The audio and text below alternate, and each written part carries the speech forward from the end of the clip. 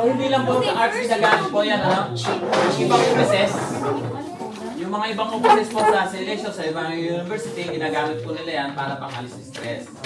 Okay, so pwede sa mga team building, ganyan, no? Kasi yan, una, ang gagawin nyo dito, try nyo na mag-wish.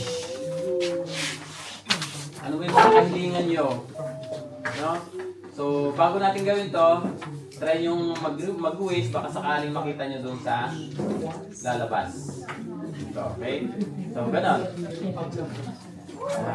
Tapos, i-relate nyo sa buhay nyo. Ito ay toyo. Yan. So, ang gamit natin, toyo. Toyo at mantika, ang paborito kong ulam ng bata. So, mahirap lang kami nung bata ako. Para makatikim ako ng adobo. No?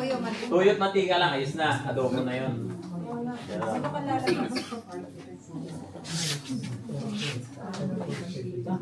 Ang gamit ko nung bata, mga katas ng halaman, prutas.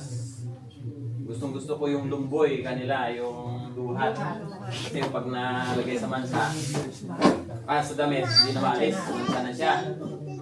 Kaya pag dumadaan ako sa puno ng duhat, talagay ko yung t-shirt kong puting-puti. Galing ako ng elementary, ng school. Dudrawingan ko yun. Ay, proud naman ako. Bakit ako sa nanay ko? Nanay, ang ganda, ang ganda. Bakit pati naman yan?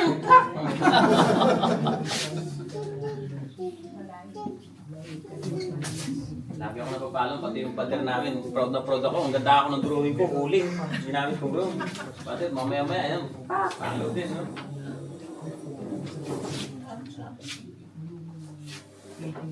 Okay. So, ganito gagawin natin. Iikot ako mamaya. Papatakan ko yung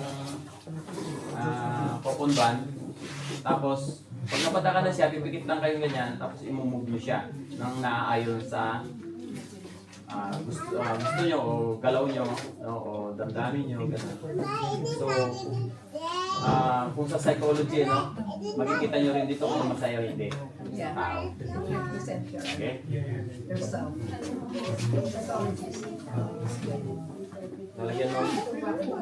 Lalagyan natin mamaya ng sound pagka ano na. Okay, ito na. Yan. Then, pipikit kayo. Wish ng konti. Tapos, gagalawin na nyo siya. Pag nakikita nyo kasi parang dinadaya eh, no? Tapos pag masaya ko yo, pwede rin ganyan. Parang nagtatawas.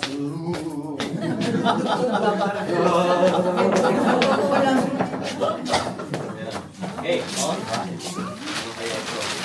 So, hayaan lang yung kung hindi pa siya tuyo, pwede pa. Galaw-galaw yan.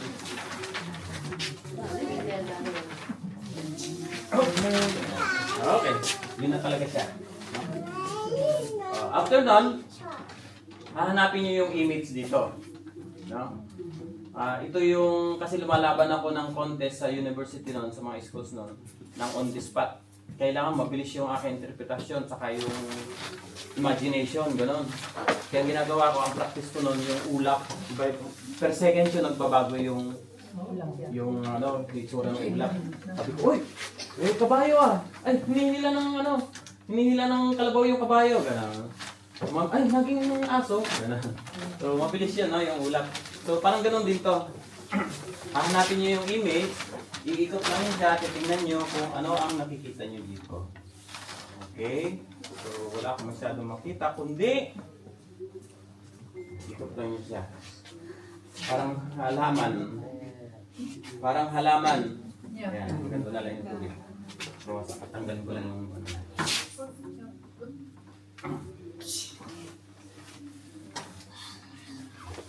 So, para siyang halaman na anong tawag sa halaman na to?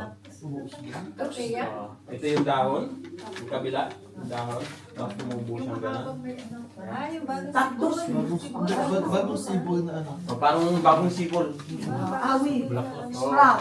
Sprout. Oo, sprout. Togi. So siguro, kaya ito, no? Siguro sabi ng God, magtanim ka. ng knowledge sa mga bata, sa mga tao. Diba? Kaya panibagong pag-asa. Yes. So yun ang symbol niya. Okay. Oh. Kung may kutin kayo, matutunan yung ilagay yung diabetes.